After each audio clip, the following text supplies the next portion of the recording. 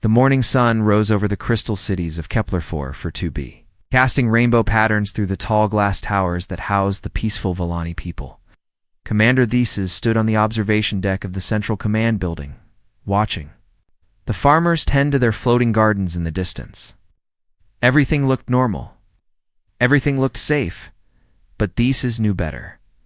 3 days ago, their long-range sensors had detected something terrible approaching their system. A fleet of unknown ships was moving toward their world at incredible speed. The Villani had sent peaceful greeting messages, offering trade and friendship. The response had been silence. Then, yesterday, the first reports came from the outer colonies. Mining Station 7 had gone completely dark. Research Outpost 12 stopped responding to communication calls. Scoutship Harmony had sent one final, terrifying message before its signal cut off forever. "Commander Thesis, please come to the communication center immediately," came a voice through the building's speaker system. It was Elder Noom, and his voice sounded worried. Thesis walked quickly through the clean hallways of the command center. The Villani people he passed looked scared. News of the approaching danger had spread through their peaceful society like wildfire. These people had never known war. They had never faced violence. For 800 years, the Villani had lived in perfect peace on their beautiful world. The communication center was filled with worried voices when Thesis arrived. Elder Noom stood at the main console, his blue skin looking pale with fear. Around him, other Villani officials watched the screens that showed empty space where their outer settlements used to be. "Commander, we have received new information about the attackers," Elder Noom said, his voice shaking. "We know who they are now." A holographic display appeared in the center of the room. It showed a massive alien creature standing over 9 feet tall. Its body was covered in natural armor plating that looked harder than steel. Razor-sharp claws extended from its hands, and its mouth was full of teeth, designed for tearing flesh. The creature's eyes glowed with a hunger that made every Villani in the room step backward. "They call themselves the Razak Horde," Elder Noom continued. "Our computer database shows they have destroyed 47 different worlds in the past century. They do not take prisoners. They do not negotiate. They consume everything." The Sis felt his heart sink. The Villani were a gentle people. Their strongest weapons were mining tools. Their greatest military achievement was building shields to protect their cities from asteroid impacts. How could they fight against creatures like these? "How long until they reach our world?" Thesis asked. 18 hours, came the reply from the sensor operator. "Maybe 20 if we are lucky." The room fell silent. Everyone knew what this meant. In less than a day, their entire civilization would be gone. Their culture, their art, their music, their children, everything would be destroyed by these monsters. "From space, sir. We are receiving a transmission from the approaching fleet," the communications officer announced. "Put it on the main screen," Thesis ordered. The image that appeared made everyone in the room gasp with terror. A massive Razak warrior filled the screen. Its armored face twisted into what might have been a smile. When it spoke, its voice was like grinding metal. "Softshell creatures of this world, I am War Chieftain Grak of the Razak Horde. We have tasted the flesh of your outer colonies, and we find it pleasing. Your people will make excellent food for my warriors. We will arrive soon to begin the harvest. Do not try to run. Do not try to hide. Accept your fate with honor." The transmission ended, leaving the Villani staring at a blank screen in complete shock. "We have to do something," whispered one of the younger officials. "We cannot just let them destroy us." "What can we do?" Elder Noom replied sadly. "We are not warriors. We do not know how to fight. Our ancestors chose the path of peace long ago." Thesis looked around the room at his people. They were good people, kind people. They had spent centuries building a beautiful society based on art, science, and cooperation. They had never hurt anyone.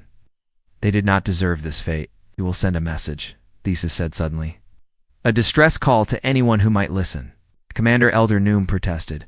"Who would help us? The galaxy is full of species who are too afraid to fight the Razak. Even if someone receives our message, they will not risk their own people to save strangers." "Maybe," Thesis replied, "but we have to try. It is the only hope we have left." Thesis walked to the communication console and began preparing the message. He thought carefully about what to say. How do you ask strangers to die for you? How do you make them understand that your people deserve to live? To any species receiving this transmission, Theses began recording. I am Commander Theses of the Volani people on Kepler-4 for 2B. We are facing complete destruction from the Razak horde. We are a peaceful species with no military capability. We have never harmed anyone. We have children, families, dreams for the future. The Zeiss paused, looking around at his people. They were all watching him with hope in their eyes. We know we are asking much. We know that fighting the Razak means risking your own lives. But if there is anyone out there who believes that innocent people deserve to live, please help us. We do not have much time. Should we tell them about our world's conditions? Asked the science officer. It's about the gravity. And radiation storms? Yes, Thesis nodded. Let them know what kind of environment we live in. Our world has gravity 1.2 times stronger than galactic standard. Thesis continued in his message. We endure radiation storms that would kill most species. Some call us Deathworlders because we survive in these harsh conditions. But we are not warriors. We are just people who want to live. Thesis finished the recording and looked at Elder Noom. Send this message on all frequencies. Broadcast it to every corner of the galaxy. It is done, Commander. The communications officer reported. The message is transmitting now. Hours passed. The Volani waited and watched their sensors as the Razak fleet grew closer. No response came to their desperate plea for help. As night fell over their world, many Volani went to their homes to spend their final hours with their families. Thesis remained at the command center, staring at the empty communication channels. He had hoped that someone, somewhere, would care. Enough to try to save them. But the galaxy remained silent. Then, just as the Isis was about to give up hope, something appeared on the long-range sensors. Commander? The sensor operator called out excitedly. I am detecting new ships entering our system. They're not Razak vessels. How many ships? Thesis asked, his heart's beginning to beat faster. The sensor operator stared at his instruments in disbelief. Sir, there are over 200 ships. They're moving in perfect formation toward our world. Are they responding to our distress call? Yes, sir. We are receiving a transmission now. The main screen flickered to life, showing a strange alien face. The creature had pale skin, small eyes, and no natural armor. It looked fragile compared to the mighty Razak, but when it spoke, its voice was calm and confident. This is Captain Rodriguez of the human vessel Defender. We received your distress call, Commander Thesis. We are here to help. The image of Captain Rodriguez filled the main screen in the Volani command center. Commander Thesis stared at the strange alien face. The human looked so different from the terrifying Razak warriors, where the Razak had thick armor plating. This human had soft-looking skin. Where the Razak had massive claws, the human had small hands. Where the Razak had glowing eyes full of hunger, the human had calm, intelligent eyes. Captain Rodriguez, Thesis said carefully, we are grateful that you received our message. But I must warn you, the Razak horde is the most dangerous force in this part of the galaxy. They have destroyed 47 worlds. Even with 200 ships, you may not be able to stop them. The human captain smiled slightly. Commander, Thesis, we appreciate your concern. But we did not come here to run away from bullies. We came here to stop them. Behind Rodriguez, Thesis could see other humans working at strange control panels. They moved with quick efficiency, their hands dancing over buttons and screens. Everything about them seemed organized and purposeful. Sir, Elder Noom whispered. To Thesis, these humans seem very confident, but look at them. They appear so fragile. How can such soft creatures fight the mighty Razak? Thesis wondered the same thing. But something in Captain Rodriguez's voice made him feel hope for the first time in days. Captain, may I ask what your plan is? Thesis requested. Our plan is simple, Commander. We position our fleet between your world and the Razak ships. Then we explain to them that they need to leave your people alone, and if they refuse to listen, Rodriguez's expression became colder. Then we teach them why that was a bad decision. At that moment, alarms began ringing throughout the Volani command center. The sensor operator looked up from his instruments with fear in his eyes. Commander Thesis, The Razak fleet has arrived at the edge of our system. They will reach our world in 6 hours. Thank you for the warning, Rodriguez said calmly. Our ships are already moving to intercept them. Commander These, I suggest you move your people to safe shelters. Here, the transmission ended, leaving the Villani staring at a blank screen. Should we trust them? Elder Noom asked. What choice do we have? Thesis replied. Alert all cities to begin emergency shelter procedures, and keep our sensors focused on the battle that is about to begin. In space, above Kepler 4-4b, the human fleet moved into position with precise coordination. Each ship knew exactly where to go and what to do. Admiral Torres stood on the bridge of her flagship, watching the tactical display as the Razak vessels approached. Admiral, we are detecting 50 Razak ships, reported Lieutenant Blake from the sensor station. They are moving in standard attack. Formation. Any response to our communication attempts? Torres asked. No, ma'am. They are ignoring all our signals. Very well. Continue trying to establish contact. But prepare all weapon systems for combat. The Razak fleet continued its advance toward the human ships. On the bridge of the lead Razak vessel, War Chieftain Grak studied the strange new ships that had appeared in his path. Sub-Chieftain Ross, what do you make of these newcomers? Grak growled. They appear to be another weak species trying to interfere with our hunt, Haas replied. Their ships look small and fragile. Shall I destroy them quickly, so we can return to harvesting the soft shells on the planet? Grak laughed, a sound like breaking rocks. Yes. Send one ship to deal with them. Make it fast. I am hungry, and the Villani meat grows cold, while we waste time with these fools. A single Razak warship broke away from the main fleet and accelerated toward the human formation. The massive vessel was 3 times larger than the biggest human ship. Its hull was covered with spikes and armor plating designed to ram through enemy defenses. On the human flagship, Admiral Torres watched the approaching Razak ship with interest. Sir, the enemy vessel is charging directly at us. Lieutenant Blake. Reported no attempt at tactics or maneuvering. See that, Torres replied.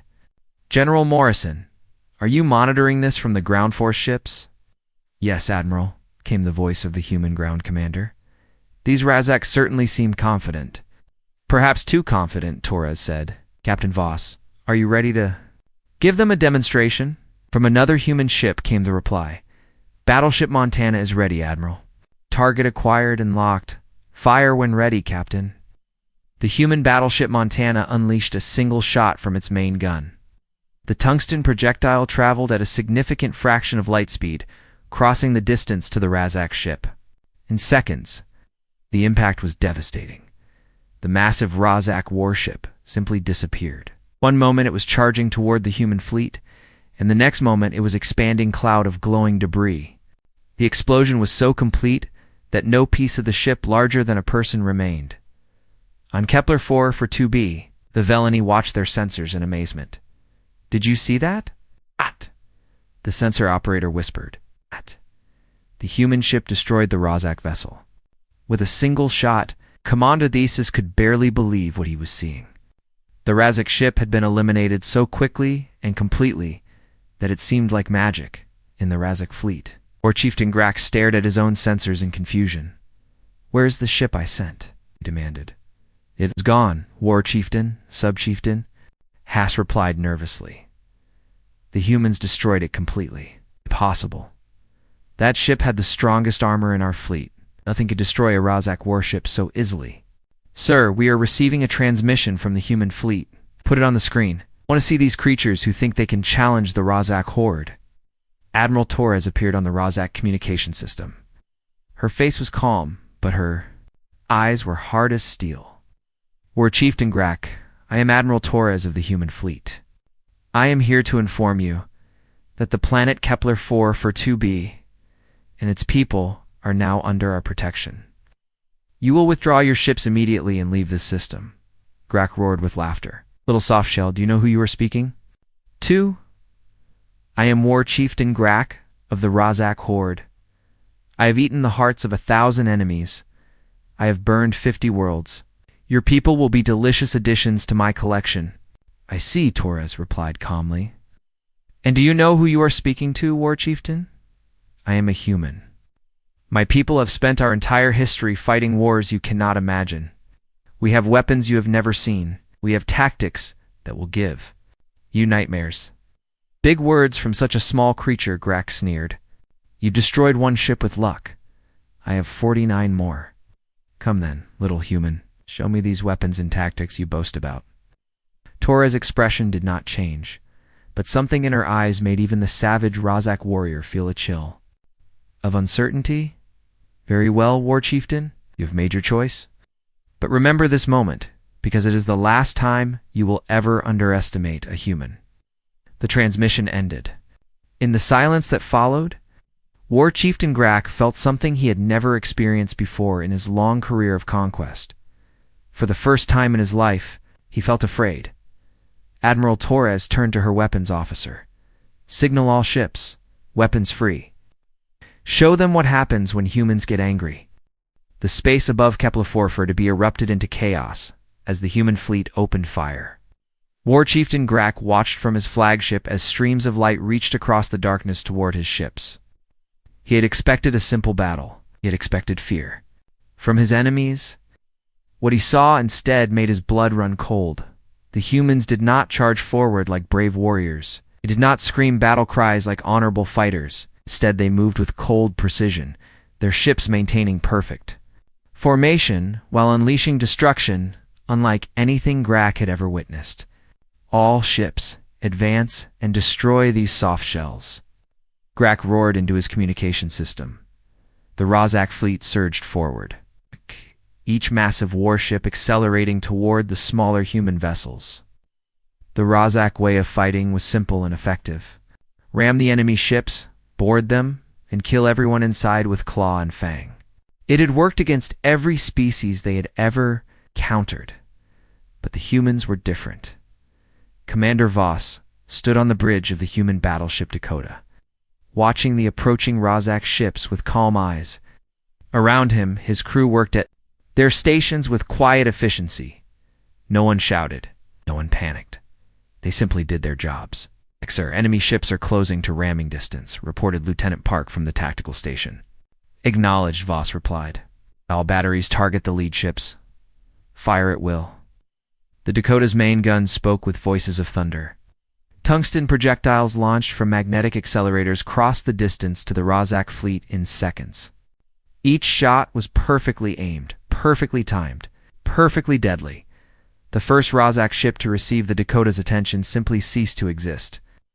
The tungsten round punched through its armored hull like it was made of paper, the kinetic energy, tearing the massive vessel apart from the inside. Debris scattered in all directions, some pieces striking other Razak ships and damaging their hulls. Target destroyed, Lieutenant Park announced. Moving to next target. On Kepler-4 to B, Commander Thissis and Elder Noom watched the battle through. Their sensors, unable to believe what they were seeing. How are they doing this? Elder Noom whispered. The Razak ships are 3 times larger than the human vessels. Look at how they fight, Deasis replied, pointing at the tactical display. The humans are not trying to get close. They're staying far away and shooting from a distance. But that is not how space battles work, Elder Noom protested. Everyone knows you must close with the enemy and board their ships. Everyone except the humans, it seems, Thesis said. In space, the Razak were learning the same lesson. Subchieftain Haas commanded one of the attacking ships. He was beginning to understand that something was very wrong with this battle. Or Chieftain. The humans refuse to fight properly, he reported to Grak. They keep moving away from us and shooting from long range. Then catch them, you fool.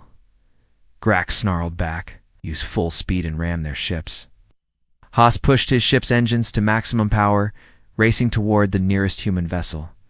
Behind him, other Razak ships did the same, their commanders confident that their superior size and armor would crush the smaller human ships. Lieutenant Park watched the charging Razak vessels from her fighter cockpit. She led a squadron of 12 human fighters, small ships that could move faster and turn quicker than the massive Razak warships. Dragon Squadron, this is Dragon Leader, she spoke into her radio. Ships are charging in a straight line. Perfect targets for missile runs. Copy, Dragon Leader, came the replies from her squadron, ready for attack. Park's fighter dove toward the closest Rozak ship, her targeting computer locking onto the enemy vessel's engine section. At precisely the right moment, she fired 2 guided missiles and pulled away, her fighter dancing between the Rozak ship's defensive guns. The missiles struck the Rozak ship's engines with perfect accuracy. Explosions rippled along the massive hull as the ship's power systems failed. The vessel began to tumble out of control, its crew trapped inside a dead ship floating in space. Dragon 2 to Dragon Leader, came another voice. My target is disabled. Engines destroyed. Life support failing. Good work, Dragon 2. Continue to next target. Across the battlefield, the same scene repeated dozens of times. Human fighters darted between the larger Rozak ships like angry insects, striking critical systems and leaving the enemy vessels crippled but not destroyed. The humans were not trying to kill the Rozak crews. They were trapping them inside their own ships. War Chieftain. Grak felt rage building in his chest as he watched his fleet being systematically destroyed. Half of his ships were already gone, either blown apart by the human battleships or disabled by the small fighter craft. The humans had not lost a single vessel. This is impossible, Kay roared. How can such weak creatures fight so well? Sir, his communications officer said nervously, perhaps we should consider retreat. Grak spun around and struck the officer with his massive claw, sending the smaller Rozak flying across the bridge. Rozak, do not retreat. We fight until victory. Or death. But even as he spoke, Grak knew the battle was already lost. His ships were designed for close combat, for ramming and boarding actions. The humans refused to fight that way. Instead, they used their weapons and tactics like tools, each action calculated for maximum effect. Commander Voss watched another Rozak ship break apart under his guns and shook his head sadly. Such a waste, he said to his tactical officer. These creatures are strong and brave, but they fight like it is still the Stone Age. Sir, should we offer them surrender terms? The officer asked. Admiral Torres' orders were clear, Voss replied. Disable or destroy all enemy vessels. Number. Exceptions. The battle continued for another hour, though the outcome had been clear from the beginning. The human ships moved in perfect coordination, each vessel supporting the others, their captains communicating constantly to share information and coordinate attacks. The Rozak fought as individuals. Each ship captain tried to win glory for himself, charging the enemy without regard for tactics or strategy. One by one, their ships were eliminated by the humans' superior technology and teamwork. Finally, only War Chieftain Grak's flagship remained. The massive vessel hung in space, its engines damaged, its weapons destroyed, its hull punctured in dozens of places. Round it floated the wreckage of the once mighty Rozak fleet. Admiral Torres opened a communication channel to the crippled Rozak ship. Her face appeared on Grak's view screen, still calm and professional despite the devastating battle that had just ended. War Chieftain Grak, your fleet has been neutralized. Surrender now, and your crew will be treated according to galactic law. Grak stared at the human admiral with hatred burning in his eyes. His armor was cracked, his body bleeding from a dozen wounds sustained when his ship was hit. But his spirit was not yet broken. You think you have one, Softshell? He growled. You may have defeated my ships, but I still have 10,000 warriors on the planet's surface. They hold the Villani cities. Come down and face us on the ground, where real warriors fight with claw and fang. Torres nodded slowly. I see. You want to settle this on the ground, yes? Come and die like warriors, not hiding behind your machines. Like cowards. Admiral Torres smiled, and for the first time it was not a pleasant expression. Very well, War Chieftain. We accept your challenge. But I think you are going to regret making it. The transport ships descended through Kepler-4 for 2B's atmosphere like falling stars. From his hidden shelter in the capital city, Elder Noom watched through a small window as the human landing craft touched down in the fields outside the city walls. Smoke rose from dozens of places where Rozak warriors had been burning Villani buildings and capturing civilians. How many human soldiers came down? Commander Thesis asked, studying the readings on a portable scanner. The sensors show only 2,000 humans, Elder Noom replied sadly. But there are 10,000 Razak warriors spread throughout our cities. The humans saved us in space, but on the ground. Did not finish the sentence. Both Villani leaders had seen Razak warriors up close during the invasion. The creatures were massive, standing 9 feet tall with natural armor covering their bodies. Their claws could tear through metal, and their strength was legendary throughout the galaxy. How could 2,000 humans, who looked so small and fragile, hope to defeat such monsters? In the military camp that the humans had quickly established, Colonel Hayes studied a holographic map of the surrounding area. Red dots marked the positions of Razak forces throughout the city. His officers gathered around the table, their faces serious but confident. The enemy has made a tactical error, Hayes said, pointing at the map. They have spread their forces too thin, trying to control the entire city. They're using the Villani civilians as shields, probably expecting us to be afraid of causing casualties. What are your orders, Colonel? Asked Major Wilson, the leader of the assault teams. We go in fast and precise. Alpha Team takes the North District, Bravo Team takes the South. Charlie Team handles the central area where most of the civilians are being held. Use non-lethal weapons when possible, but if any Razak threatens a civilian, eliminate them immediately, Sergeant. Kim checked her equipment one final time. Her Special Forces unit had been tasked with the most dangerous mission, rescuing Villani civilians from the central processing area where the Razak were keeping their prisoners. Intelligence reports suggested that over 1,000 innocent people were trapped there. Remember, Kim told her team. These Razak think physical strength is everything. They expect us to be afraid of them because they are bigger than us. Use that against them. Move fast, strike hard, and show them what human soldiers are really capable of. The assault began at dawn. Human forces advanced into the city from 3 directions, their movements coordinated by advanced communication systems. Knew exactly where their teammates were and what their objectives were.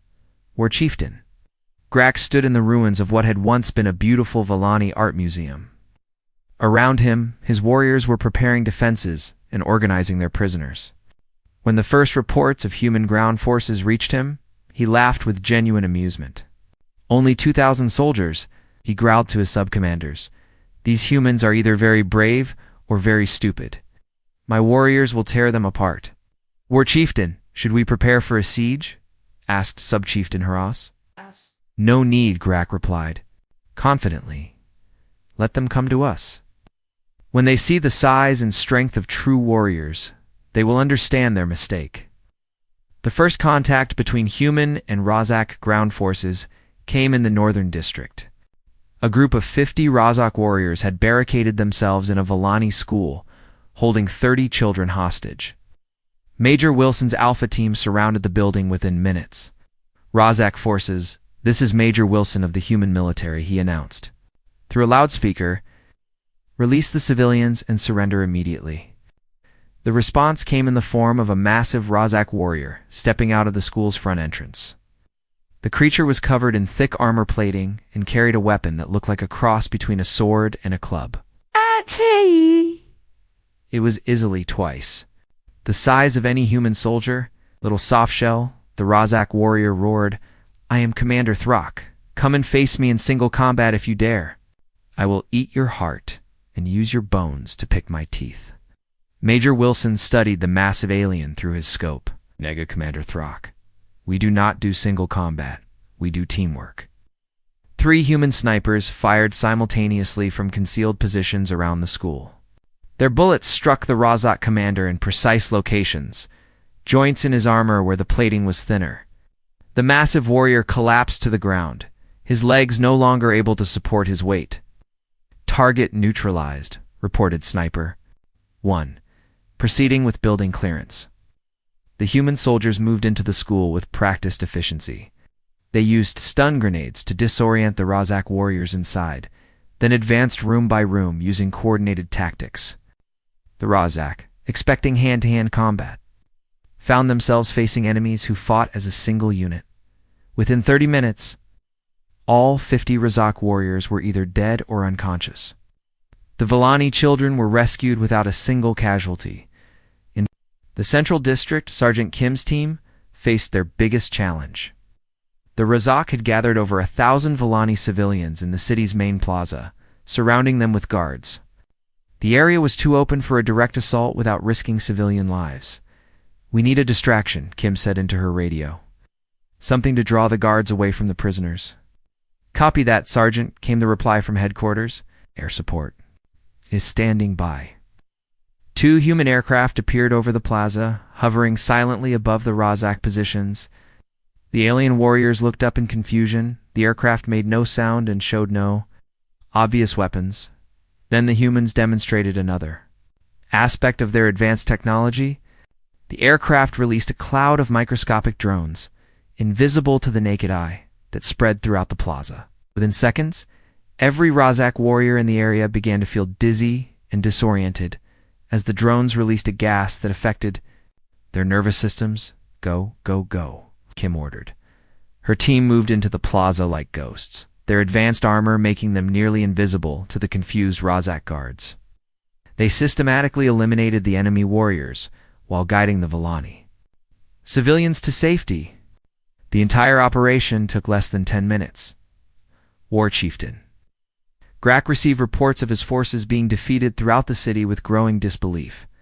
How were these small, weak humans overwhelming his mighty warriors so easily? "Humans are using weapons we have never seen before," reported one of his commanders.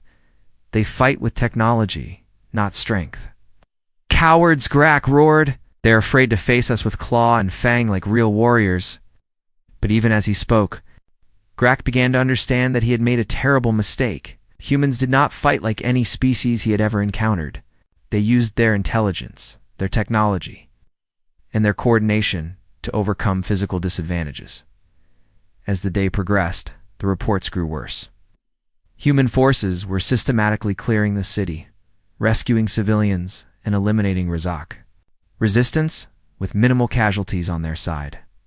The humans fought with a cold professionalism that terrified the Razak warriors, who were used to facing enemies driven by emotion and fear. Colonel Hayes stood in his command center watching the tactical display as his forces completed their missions throughout the city. Red dots representing Razak positions were disappearing one by one as human teams secured each area. "Sir, we have rescued over 90% of the civilian population," reported Major Wilson. "Razak resistance is collapsing across all sectors." "Excellent work," Hayes replied. "What is the status of the enemy, Commander?" "War Chieftain Grak has retreated to the city center with his remaining forces. Approximately 200 Razak warriors are making their final stand at the government building." Hayes nodded grimly. "Prepare for final assault. But be careful. Desperate enemies are dangerous enemies." In the government building, War Chieftain Grak stood among the last of his warriors. Through the windows, he could see human soldiers moving through the streets with deadly efficiency. His great invasion force had been reduced to a small group of survivors in less than 12 hours. "War Chieftain," one of his warriors said nervously, "perhaps we should consider surrender." Grak's response was swift and violent. His claws tore through the warrior's throat, sending the body crashing to the floor. "Razak, do not surrender," he roared. "If we must die, we die fighting." But in his heart, Grak knew the truth. The humans had not just defeated his forces, they had shown the galaxy that the mighty Razak horde could be stopped. As he prepared for his final battle, Grak activated a device hidden in his armor. If he could not have victory, he would at least have revenge. The device was connected to orbital weapons platforms hidden in the system's asteroid belt. With the press of a button, Grak could glass the entire planet, killing everyone human, Villani, and Razak alike. War Chieftain Grak pressed the activation button on his armor device with a savage smile.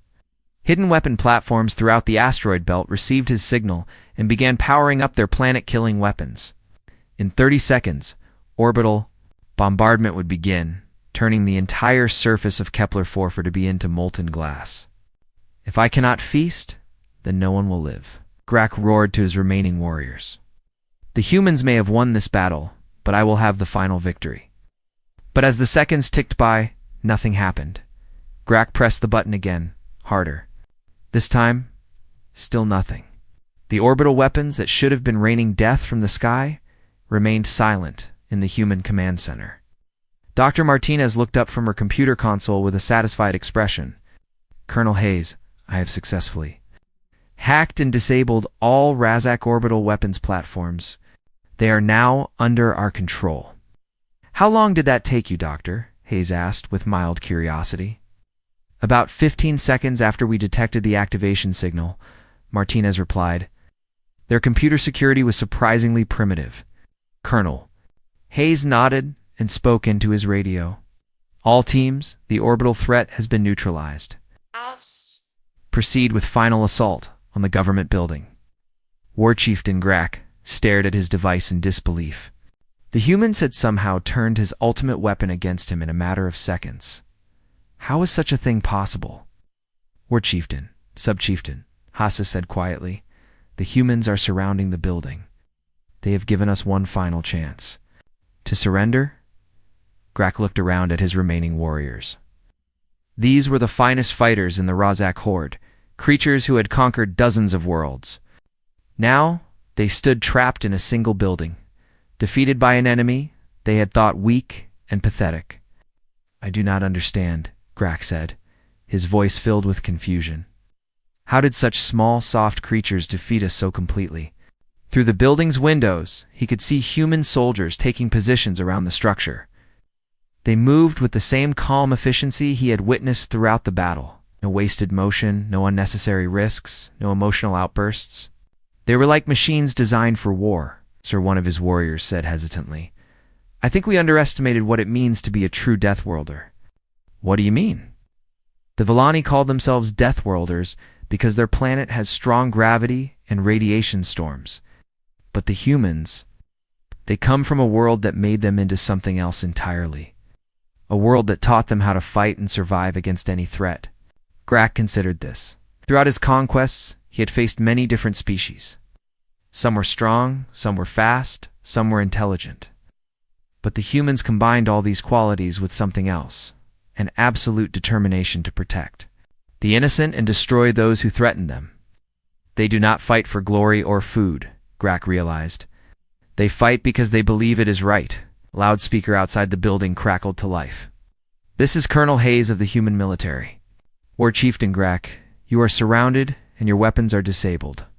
Surrender now, and your remaining warriors will be treated fairly under galactic law. Grak looked at his warriors one last time. They were brave soldiers who had followed him across the galaxy. They deserved better than to die uselessly in a building surrounded by superior enemies. We surrender, Grak said into his communicator. I am opening the building's main entrance. The final battle ended without a shot. Being fired, remaining Razak warriors laid down their weapons and allowed themselves to be taken prisoner by the human forces. For the first time in galactic history, the mighty Razak horde had been completely defeated.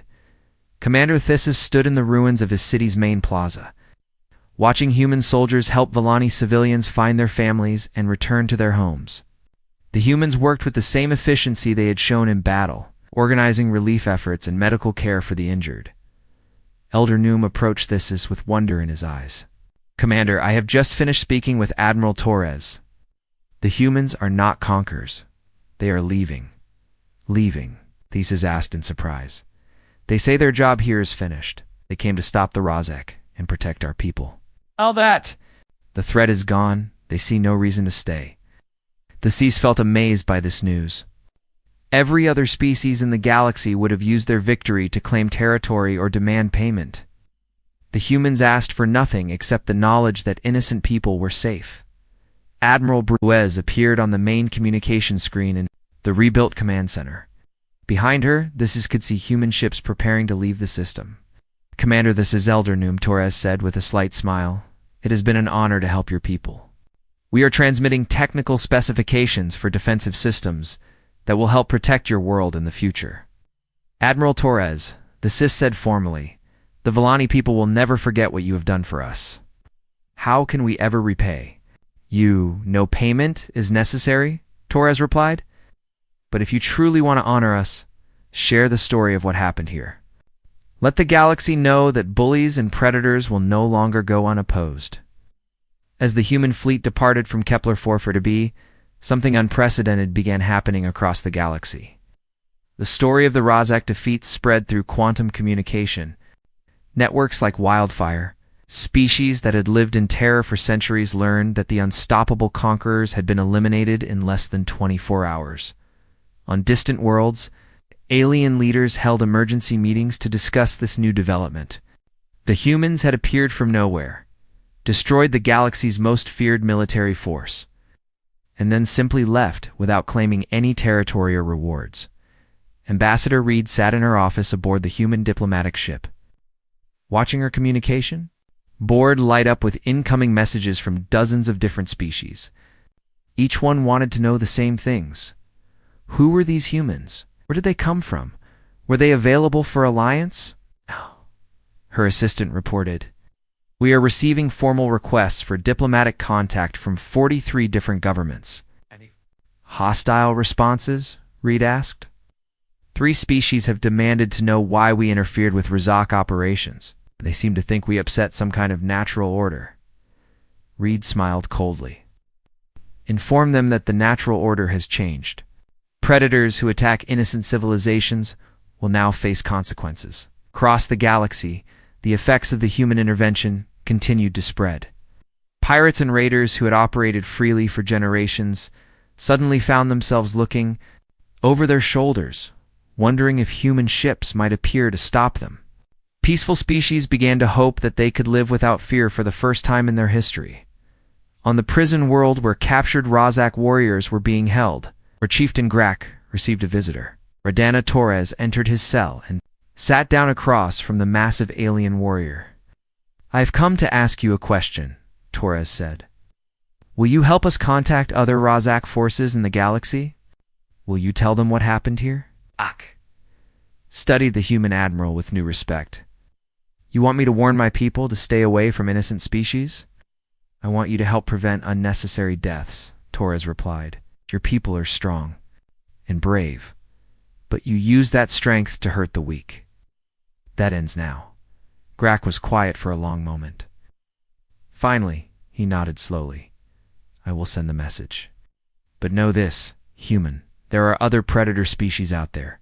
The Rozak are not. The only ones who prey upon the weak. Torres stood to leave, and they will learn the same lesson you did. The galaxy has new protectors now. We are humanity, and we do not tolerate bullies. As she walked away, Grak called after her.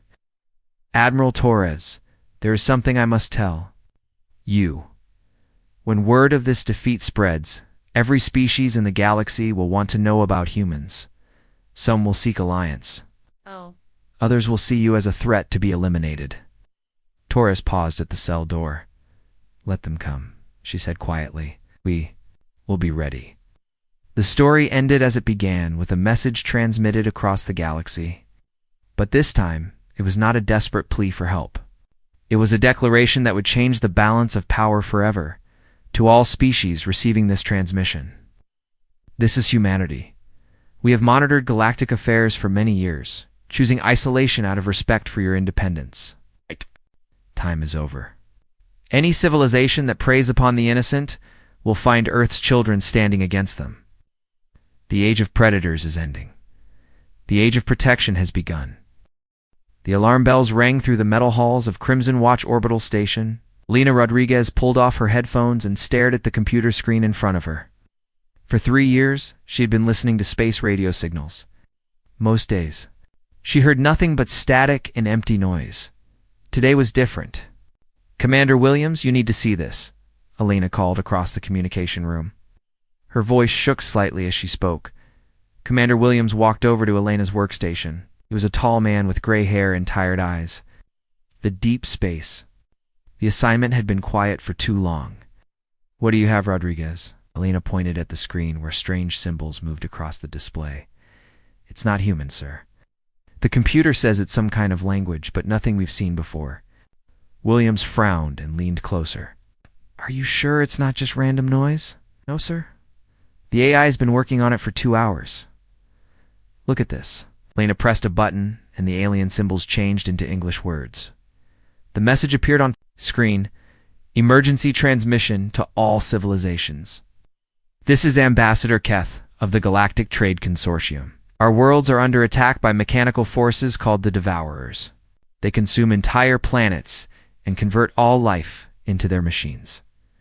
We have lost 12 member worlds. Our fleets cannot stop them. We seek help from any species capable of warfare. Please respond if you receive this message. William stared at the screen for a long moment. This has to be some kind of joke. Alina shook her head. Sir, the signal is coming from outside our solar system. The computer says it traveled for months to reach us. Get Admiral Kane on the line immediately. Williams ordered. 20 minutes later, Admiral Marcus Kane stood in the communication room, reading the alien message.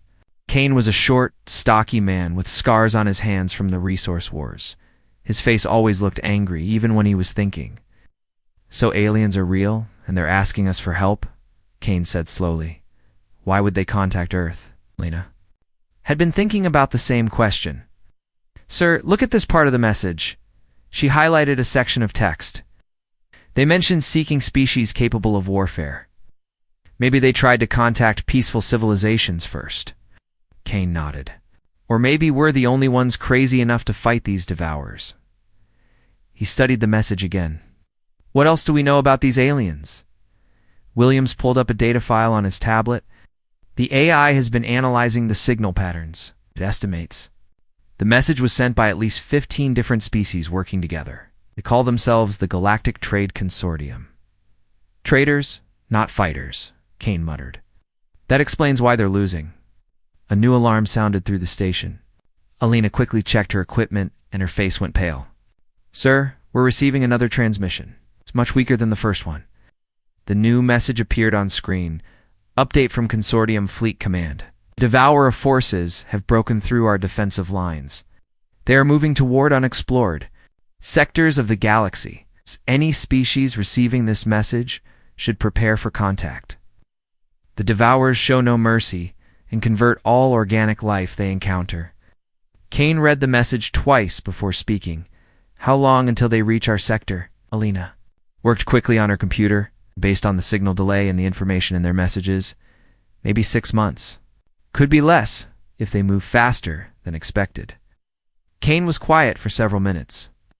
Williams and Alina waited, knowing the Admiral was making an important decision. Rodriguez sent a response to these aliens, Kane finally said. Tell them Earth has received their message and is willing to help. Elena's fingers moved over her keyboard. What should I tell them about our capabilities, sir? Kane smiled, but it was not a friendly smile. Tell them we're from a death world. Tell them we've been fighting wars for thousands of years. Tell them we know how to kill things that need killing. Alina sent the message into space. Then she looked at Kane with worried eyes. Sir, what if this is all real? What if these Devourers really are heading our way? Then we better get ready for a fight, Kane replied. He activated the station's general communication system. This is Admiral Kane to all Earth Defense Forces. Report to your assigned vessels. Immediately we have a situation. Over the next few hours, Kane assembled his best military commanders in the station's main briefing room. Colonel James Harper arrived from the Mars Defense Grid. Captain Rex Morrison came from the Asteroid Belt Patrol. Chief Engineer Lisa Park flew in from the Luna shipyards. Kane showed them the alien messages and explained the situation. So the room was quiet for a long time after he finished speaking. You're saying aliens are real? They're losing a war, and now Earth has to save them? Morrison asked. Kane nodded. That's exactly what I'm saying. Harper leaned forward in his chair. We don't know anything about space warfare on this scale. Our ships are designed for system defense. Our ships are designed to survive, Kane corrected him. These aliens have never seen real combat. We've been fighting each other for centuries. We know how to build things that don't break when someone shoots at them. Lisa Park studied the technical data from the alien messages. Their science is more advanced than ours, but their military thinking is terrible. Look at this tactical report. They're trying to negotiate with machines that eat planets. Kane stood up and activated a holographic display showing Earth's current fleet positions. We have 47 combat vessels ready for deep space operations. Not much against an enemy that destroyed 12 alien civilizations. But it's what we have, Morrison said. When do we leave? Kane looked around the room at his officers. These were people who had survived the resource wars, the Martian rebellion, and a dozen smaller conflicts. They were soldiers who knew how to fight when the odds were bad. We leave in 72 hours, Kane announced. Harper, you're in charge of ground forces. Morrison, you'll command the scout ships. Park, I need our weapon systems upgraded for whatever we're going to face out there. Elena's voice came over the communication system. Admiral Kane, we're receiving another transmission from the aliens. Kane activated the room's communication link. Put it through, Rodriguez. The new message appeared on the holographic display. This is Ambassador Keth, responding to the signal from Sol System. We are grateful for your offer of assistance.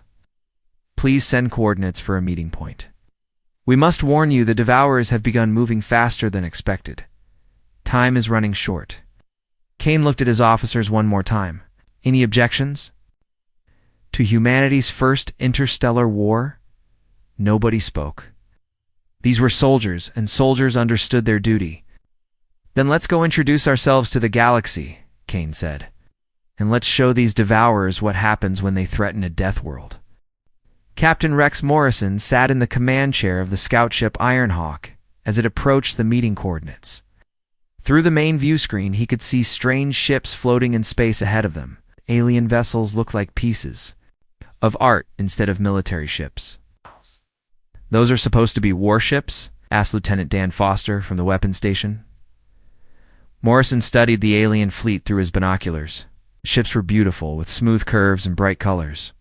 They looked nothing like the gray, angular human vessels built for combat. Maybe they have hidden weapons, Morrison said.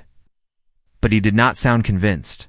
Communications Officer Beth Taylor looked up from her station. Captain, we're receiving a transmission from the alien fleet. They're asking permission to come aboard. Morrison nodded. Tell them they can send one representative. And Taylor, make sure our weapons are ready, but not visible. 30 minutes later, the airlock doors opened, and Morrison got his first look at an alien being. The creature that entered was tall and thin, with feathers covering its body and large, intelligent eyes. It moved gracefully, almost like it was floating. Greetings, beings of Sol System, the alien said in perfect English. I am Ambassador Keth of the Skyborn race. We are honored to meet you. Morrison stepped forward, but did not offer his hand. He had learned not to trust anyone too quickly. Captain Morrison. We received your distress signal. Keth's feathers changed color slightly, becoming brighter. Yes, we are grateful, you responded. Many civilizations did not answer our call for help. Maybe they were smart, Morrison muttered under his breath. Keth did not seem to hear the comment. Instead, the alien gestured toward the view screen showing the combined fleets. Shall we begin the traditional greeting ceremony? It will only take a few hours. Morrison stared at the alien. A few hours? We don't have time for ceremonies. Tell me about these Devourers. Keth's feathers dimmed with what Morrison guessed was confusion. But first contact protocols are very important. We must establish proper diplomatic relations. Look around you, Morrison said, pointing at the view screen. Your people are dying. You called us for military help, not a tea party. The alien seemed shocked by Morrison's directness. We hoped you might help us find a peaceful solution to the Devourer problem. Morrison felt his patience running out. Peaceful solution? They're eating planets? What kind of peaceful solution works against that? Before Keth could answer, the ship's alarm system activated. Taylor's voice cut through the noise. Captain, I'm detecting movement on long-range sensors. Multiple contacts approaching fast. Morrison moved to the tactical display. How many? 12 ships. Unknown design. They're not broadcasting any identification signals. Morrison looked at Keth, whose feathers had turned pale white. Are those your people? No, Keth whispered. Those are Devourer scouts. Morrison activated the ship's communication system. All hands, battle stations. This is not a drill. turned to Keth. Better get back to your ship and tell your fleet to prepare for combat. Keth's large eyes grew even wider. Combat, but we cannot fight. Goes against everything we believe. Then you're going to die, Morrison said simply. The first Devourer ships appeared on the main screen. They looked like insects made of metal and dark organic material. Unlike the beautiful alien vessels, these ships were clearly built for one purpose: destruction. Morrison watched as the Devourer scouts opened fire on the alien fleet. The attacks were not random. Machines targeted the alien ship's power sources and communication systems with perfect accuracy. Return fire, Morrison ordered. The Iron Hawk's weapon systems came alive. Missiles and energy beams struck the nearest Devourer ship. The alien vessel, in Morrison's view, exploded in a ball of fire and metal pieces. On the communication channel, Morrison could hear panic in the alien voices. Their ships were being disabled one by one, but they were not fighting back effectively. Aren't they shooting? Foster asked from the weapons station. Morrison activated the communication link to Keth's ship. Ambassador, why isn't your fleet defending itself? Keth's voice came through, filled with distress. Our weapons are designed to disable, not destroy. We have never killed another thinking being. Morrison could not believe what he was hearing. You've never killed anyone.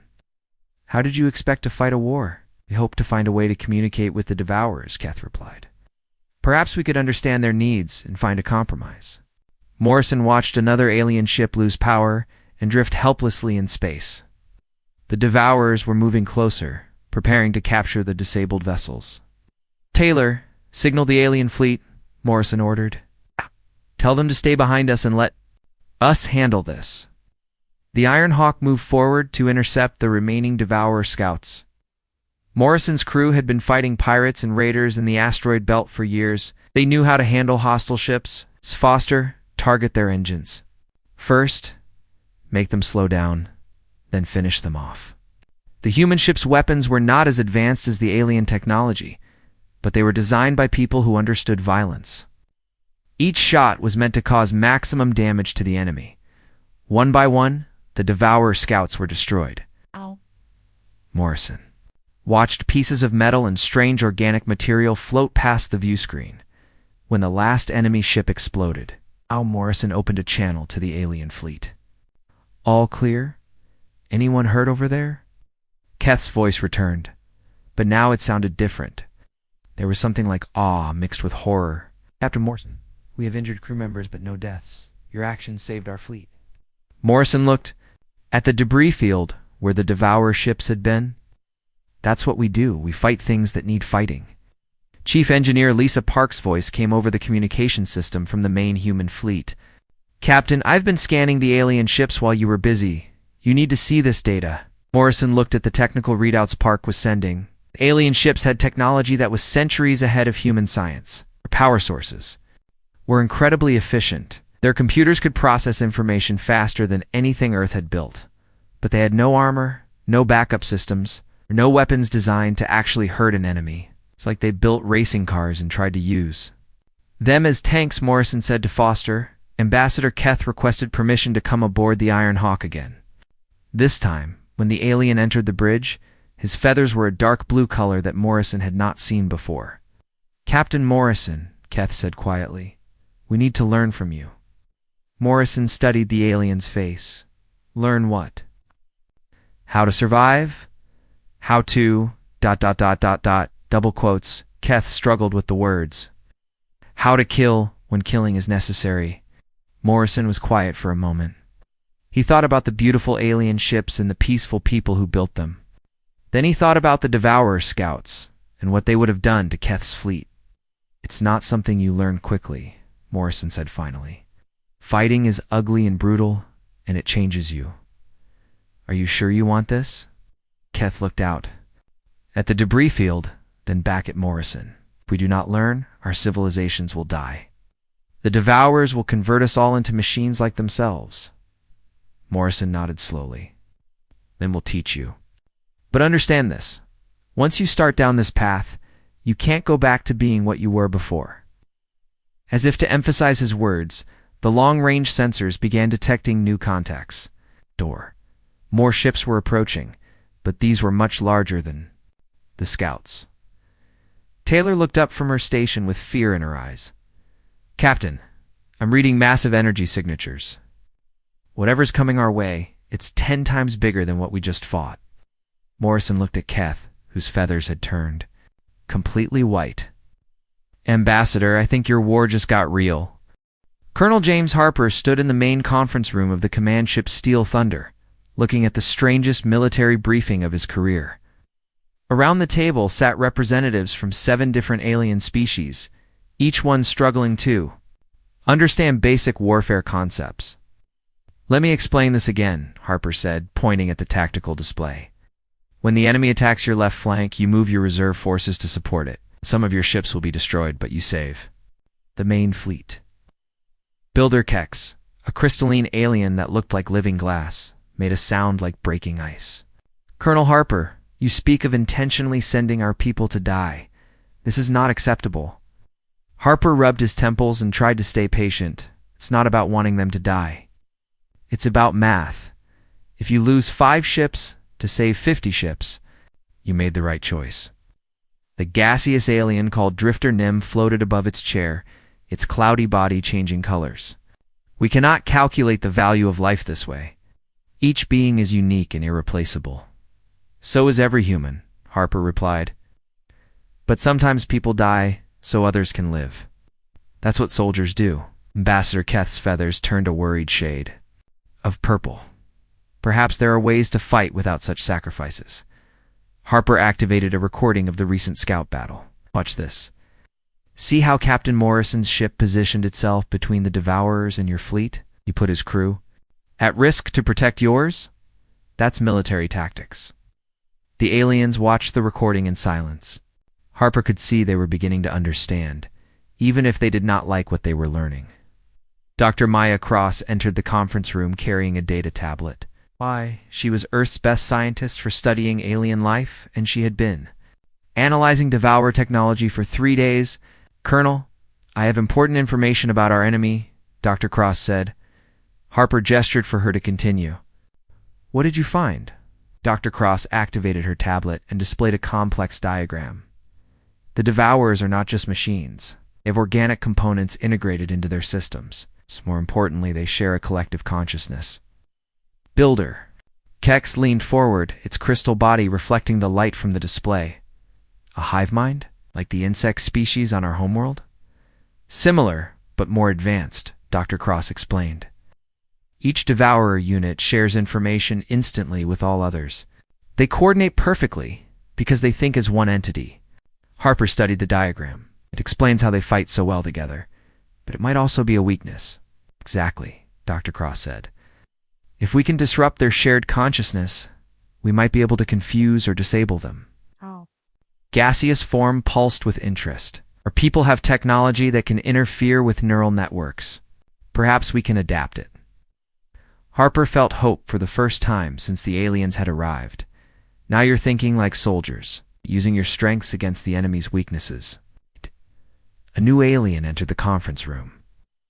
Warsinger Nith of the Deep Swimmers looked like a cross between a dolphin and a shark, but with arms and legs. Her people lived in the oceans of their homeworld and had never experienced land warfare. Colonel Harper Neath said in a voice that sounded like underwater, "Music. My people have been practicing the combat exercises you taught us. We are having difficulties." Harper looked at his notes. "What kind of difficulties?" "We cannot bring ourselves to target vital systems on practice targets. Our instincts tell us to disable, not destroy." Harper stood up and walked to the tactical display. "Singer Nith, what happens when a Devourer ship captures one of your vessels?" Nith's fins drooped with sadness. "They convert our people into part of their collective. Our loved ones become enemies we must face in battle." "Then you're not really killing them," Harper said gently. "You're freeing them from slavery." The room fell silent as the aliens considered his words. Harper could see the internal struggle on their faces as they tried to balance their peaceful nature with the reality of war. Chief Engineer Lisa Hayes Park's voice came over the communication system. "Colonel Harper, Please report to Engineering Bay. 7. We have something to show you. Harper left the conference room and made his way through the ship's corridors. He found Park standing next to a strange hybrid weapon that combined human and alien technology. What am I looking at? Harper asked. Park smiled with pride. Human plasma cannons enhanced with alien power sources.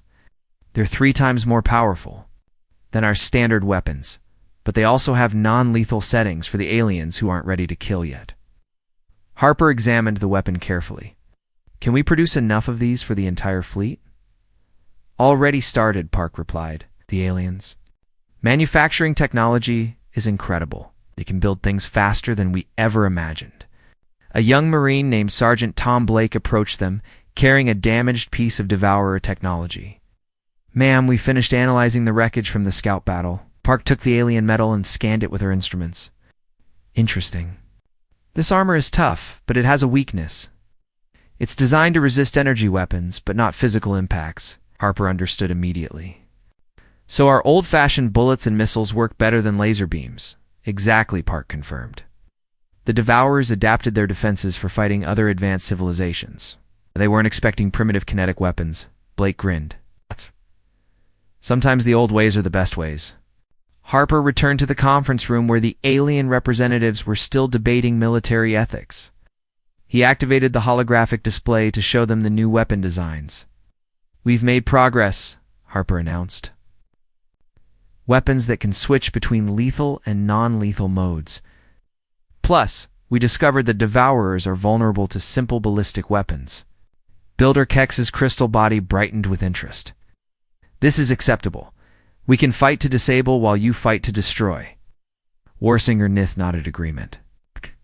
My people can accept this compromise. Harper felt the mood in the room change.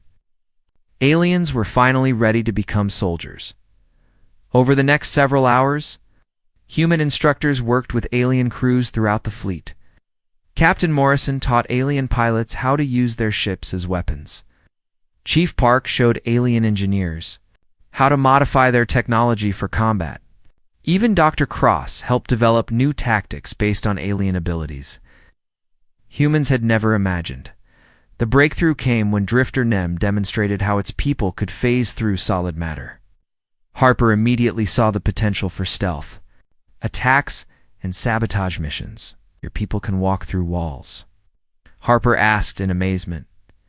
Nem's gaseous form swirled with what Harper was learning to recognize as excitement. We can pass through most materials. We never thought to use this ability for warfare. Meanwhile, Builder Kex showed how its people could manipulate matter at the molecular level, essentially creating weapons and tools from raw materials in seconds. Warsinger. Nith revealed that her people could survive in the vacuum of space for short periods, making them perfect for boarding actions against enemy ships. Harper realized that each alien species had abilities that could be devastating in combat, but they had never thought to use them for violence. As the training continued, alarms suddenly rang throughout the ship. Captain Morrison's voice came over the communication system. All hands to battle stations. We have incoming contacts. Multiple Devourer ships approaching our position. Harper looked at the alien representatives who had spent the day learning to become warriors. Time for your first real test. Ambassador Keth's feathers turned bright red, a color Harper had not seen before. We are ready, Colonel. Harper nodded. As he headed for the command bridge, see what Deathworlders and aliens can do when they work together. Admiral Kane watched the tactical display as dozens of red dots appeared on the screen. The Devourer fleet was massive, much larger than their intelligence reports had suggested. Each enemy ship looked like a twisted combination of metal and organic tissue. How many are we facing? Kane asked his communications officer. 67 confirmed contacts, sir. Still more arriving, Alina Rodriguez replied from her station. Kane studied the enemy formation. The Devourers moved with perfect coordination, like a school of predatory fish. All ships, this is Admiral Kane. Execute Battle Plan Alpha. Human vessels take point positions. Alien ships provide support fire. On the bridge of the Iron Hawk, Captain Morrison prepared his crew for the fight of their lives. Through the view screen, he could see the alien ships taking their assigned positions. Their movements were still, clumsy, but they were trying to follow human military doctrine. Foster load armor-piercing rounds, Morrison ordered. These things have thick skin. Lieutenant Foster activated the weapons systems. All batteries loaded and ready, sir. The first wave of Devourer ships opened fire with weapons that shot streams of dark energy. The blasts struck the human ship's armor plating, leaving glowing scars on the metal, but not penetrating the hull. Morrison smiled grimly. Earth engineering holds up. Turn fire. All weapons. The human fleet unleashed a barrage of kinetic weapons and plasma cannons enhanced with alien technology. The combination was devastating.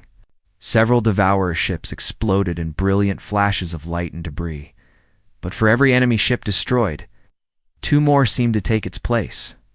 On the command ship, Colonel Harper coordinated the ground assault teams. Blake, get your Marines ready for boarding actions. We need to capture one of those ships intact. Sergeant Tom Blake checked his equipment one more time. His team was armed with the new hybrid weapons and supported by alien volunteers who had never seen real combat before. Sir, the aliens look nervous, Blake reported over the communication link.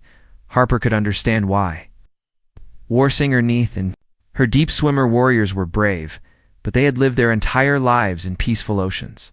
Builder Kex and its crystal people had spent centuries creating beautiful structures, not destroying enemy vessels. Just stick to the plan, Blake, Harper replied. Get in, disable their command systems, and get out. The boarding pods launched. From the human ships like bullets fired from a gun, Blake watched through the small window as they approached the nearest Devourer vessel. The enemy ship's hull looked like diseased skin stretched over a metal skeleton. This is going to be ugly, Blake muttered to his team. The boarding pod crashed through the Devourer ship's outer hull, and the Marines poured out into the alien corridors. Blake immediately understood why the other civilizations had lost this. War. The hallways were filled with converted beings from dozens of different species. Aliens that had once been peaceful traders and explorers were now part of the Devourer collective. Their original bodies were still recognizable, but mechanical parts had been grafted onto their flesh. Oh God, whispered Marine Collins as they saw a creature that might have once been one of Keth's people. Now they're still alive in there. Blake forced himself to focus on the mission. Keep moving. Don't think about what they used to be.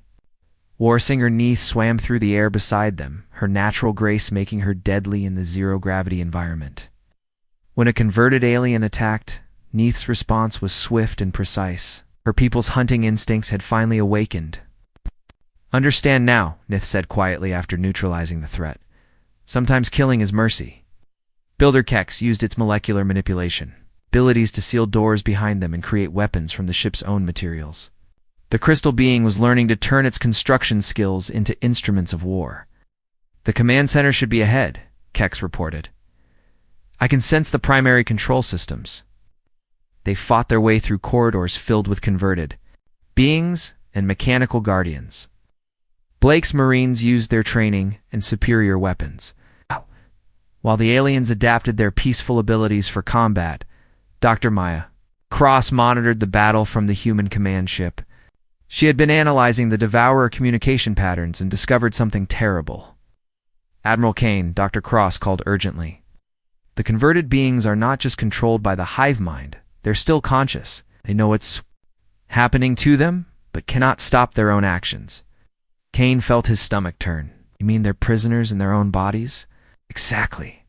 Every converted being is screaming for help inside their own mind, but the Devourer technology forces them to fight against their rescuers. Kane understood the full horror of what they were facing. The enemy was not just trying to kill them. It was trying to turn them into weapons against their own people. All units, be advised, Kane announced over the fleet communication system. Enemy forces include converted civilians. Show them mercy when possible, but remember, they cannot control their actions. Inside the Devourer command ship, Blake's team reached the central control room. The chamber was filled with organic computers that pulsed with sickly light. In the center of the room, connected to the ship's systems by dozens of cables, was something that had once been an intelligent being. The primary control node, Builder Kex identified. If we destroy it, this ship will lose coordination with the fleet. Blake aimed his weapon at the organic computer, but hesitated when he saw the converted being's eyes. There was still intelligence. There's still awareness trapped inside the mechanical nightmare. Warsinger Nith placed a gentle hand on Blake's shoulder. "Let me," she said softly. Nith approached the converted being and began singing in her people's ancient language. The melody was beautiful and sad, a song for those who were lost and could not return home. The converted being's eyes focused on Nith, and for a moment, something like peace appeared in its expression. Then Nith ended its suffering with one swift, merciful strike. The ship's control systems went dark. Emergency lights flickered on as the vessel lost power and coordination with the Devourer fleet. "Mission accomplished," Blake reported.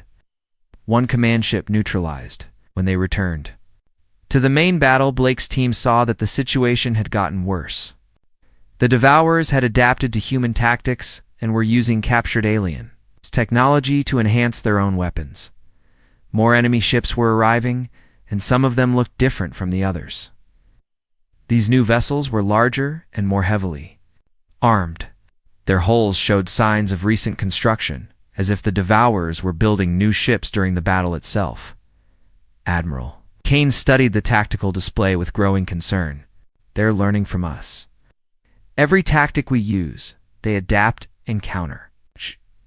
Chief Engineer Park's voice came over the communication system with urgent news. "Admiral, I'm detecting massive energy readings from the largest enemy ship of construction vessel." Kane focused on the readings Park was sending. The largest Devourer ship was not just a warship. It was a mobile factory, converting the debris from destroyed vessels into new Devourer units in real time. It's building new ships using the wreckage from this battle, Kane realized with horror. Alina Rodriguez looked up from her communication station with fear in her eyes. "Sir, if that factory ship continues operating, the Devourers will eventually outnumber us, no matter how many ships we destroy." Kane watched as the factory ship's construction beams reached out to collect pieces of destroyed vessels. The debris was being transformed into new Devourer units before his eyes. "Colonel," Harper's voice came over the communication link. "Admiral, we need to take out that factory ship before it overwhelms us." Kane nodded grimly. "All ships, new priority. Target. Focus fire on the large construction vessel." But as the human and alien fleets turned their weapons toward the factory ship, Kane saw more red dots appearing on the long-range sensors. The factory ship was not alone. It was part of something much larger, something that would test every lesson the aliens had learned about warfare. The real battle was just beginning. Admiral Kane stared at the massive factory ship that filled his view screen. The Devourer construct was the size of a small moon. Its surface covered with construction arms that grabbed debris from the battle and transformed it into new enemy vessels. "How do we fight something that big?" Captain Morrison asked, over the communication link. Kane studied the tactical readings. The factory ship had shields that could stop any weapon in their combined fleet. But Kane had learned something. During his years of warfare, there was always a way to hurt the enemy if you were willing to pay the price. "All ships, listen carefully," Kane announced. "We're going to ram that thing." Silence filled the communication channels. Even the humans were shocked by the order. Sir Elena Rodriguez said quietly, "That's a suicide mission." Kane nodded. "Yes, it is. But it's the only way to penetrate those shields." Ambassador Keth's voice came through the communication system. "Admiral Kane, surely there must be another option." "There isn't," Kane replied firmly. "Every human ship will ram different sections of that factory. Our ships are built tough. We'll punch holes in its hull and give you aliens a chance to get inside." Captain Morrison was the first to respond. "Understood, Admiral. The Iron Hawk is ready." One by one, the other human captains confirmed their orders. These were soldiers who understood that sometimes winning required the ultimate sacrifice. Warsinger. Neth spoke for the alien fleet. "We will not let your sacrifice be meaningless. My people will enter the factory ship and complete the mission." Dr. Maya Cross had been analyzing the factory ship's structure from her position on the command vessel. "Admiral, I'm detecting something strange." There's a central chamber that's heavily shielded but not contributing to the ship's defenses. Kane looked at the readings Dr. Cross was transmitting. What do you think it is? I believe it's the original consciousness that created the Devourers, Dr. Cross explained. The source of their hive mind. Kane understood immediately. If we destroy that, we destroy them all. Builder Kex's voice came through the communication system. My people can reach that chamber. We can phase through matter and bypass their security systems. Kane felt hope rising in his chest. Do it. Ow. All human ships will punch holes in the factory's hull. Alien forces will infiltrate and reach the central chamber. The human fleet began their final attack run. Morrison watched his crew prepare for impact. These men and women had served together for years, fighting pirates and raiders in the asteroid belt, and now they were about to die together to save the galaxy. It's been an honor serving with you, Morrison told his crew. Lieutenant Foster smiled. From his weapons station, the honor was ours, sir. The human ship struck the factory ship's hull like bullets fired from a giant gun. The Iron Hawk smashed through layers of armor and defensive systems before coming to rest deep inside the enemy vessel. Morrison's crew was thrown around the bridge, but most of them survived the impact. Sound off, Morrison called to his team.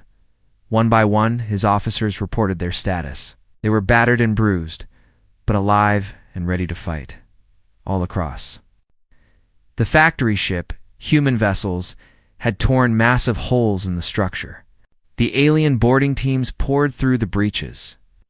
Led by their human military advisors, Sergeant Blake found himself fighting alongside Warsinger. Nith through corridors filled with organic machinery and converted beings. The factory ship's interior was a nightmare of flesh and metal, where captured aliens were being processed into devourer units. We have to stop this, Nith said, as they witnessed the horror of the conversion process. Blake nodded grimly. Stay focused on the mission. We find that central chamber and end this. Builder Kex and Drifter Nem moved through the factory ship's walls like ghosts, phasing through solid matter to reach areas the other teams could not access.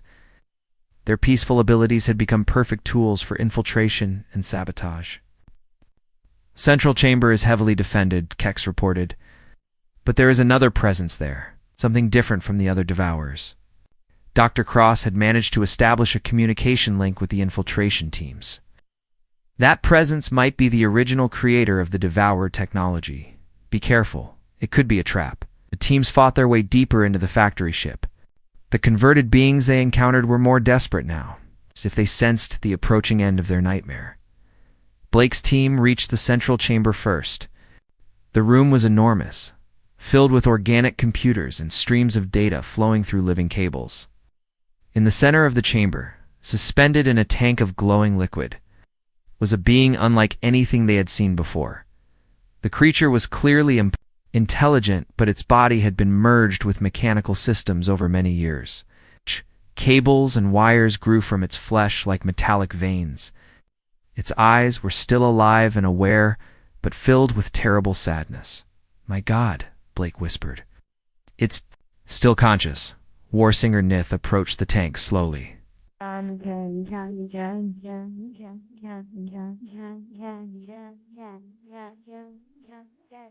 Can you hear us? She asked gently, the being's eyes focused on her. And suddenly the chamber filled with a voice that spoke directly into their minds. I remember, the voice said weakly. I created them to bring peace, perfect unity, no more war, no more suffering. Dr. Cross's voice came through their communication devices. It's the original architect of the Devourer program, a member of an extinct civilization that tried to create universal harmony. The trapped being continued speaking, but they went too far. They converted everything, even me. I cannot stop them. I can only watch as my dream becomes a nightmare. Builder Kex stepped forward. We can free you, end your suffering, and stop the Devourers. Please, the being pleaded. I have been trapped for so long. My children have become monsters. End this madness. Blake looked at his team, then at the alien warriors who had learned to fight alongside humans. Do it. War singer Nith began singing the same mercy song she had used before, but this time it was different. Other aliens joined their voices to hers, creating a harmony that spoke of peace and rest. Builder Kex placed its crystal hands on the control systems that kept the being alive. "We will remember you," Kex said softly, not as the creator of monsters, but as someone who wanted peace. The organic computers began shutting down as Kex disrupted the central control systems. Throughout the factory ship, Devourer units stopped moving as their connection to the hive mind was severed. The trapped being's eyes filled with what might have been gratitude before the light faded from them forever. Across the battlefield, remaining Devourer ships began shutting down one by one, without their central consciousness to guide them. They became nothing more than empty metal shells drifting in space. Admiral Kane watched from his damaged command ship as the threat that had terrorized the galaxy finally ended. The factory ship's construction arms stopped moving. The converted beings throughout the fleet were finally free from their technological slavery. "All units report," Kane ordered. The responses came in slowly. Many human ships had been destroyed in the ramming attack, but enough crew members had survived to continue the fight. The alien fleets had taken fewer casualties, but they had proven themselves as warriors. Captain Morrison's voice came through the communication system. "Admiral, we did it. The Devourers are finished." Kane felt exhaustion and relief wash over him in equal measure. "Good work, everyone. Let's go home." Ambassador Kett's transmission carried a new tone of respect. "Admiral Kane, the Galactic Trade Consortium owes humanity a debt that can never be repaid." Kane looked out at the mixed fleet of human and alien vessels. Had learned to fight together, to trust each other, and to make sacrifices for the greater good. "No debt necessary," Kane replied. "It's what allies do for each other." As the combined fleet began the long journey back to their respective homes, Kane knew that the galaxy would never be the same. The age of peaceful isolation was over, but something better had taken its place. A partnership between worlds that would stand guard against any future threats. The Deathworlders had answered the call, and the galaxy was safe.